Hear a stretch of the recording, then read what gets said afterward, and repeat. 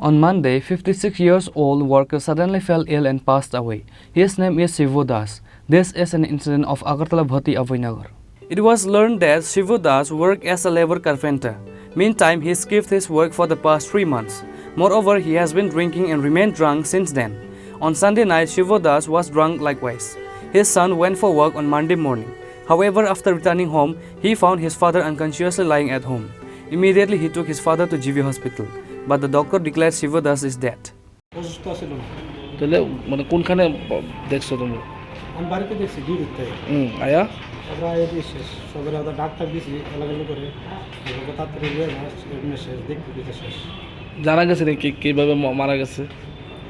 ও আমার তো বাড়িতে কেউ আসলো না যখন? বাড়িতে মা ছিল, ছোটো বোন ছিল। দেখছিনি তারা কেমনে? তারা তো কিছু বুঝে না, ছোটো দূরে একটা বোন আছে। বাড়িতে কোনো ঝগড়া টগড়া হয়েছিল? নাম কি ওনার? ওনার নাম শিবু দাস। বয়স কত? 56। কী করতো উনি? আগে জোগালি কাজ করতো, আমার 2 মাস ধরে কাজ করবো চাউনি রেখে নেয়। নেশা টেশা করতো এমনিতে? হ্যাঁ নেশা করতো? হ্যাঁ নেশা করতো। কী নেশা করতো? কালকে কে এরকম নেশা?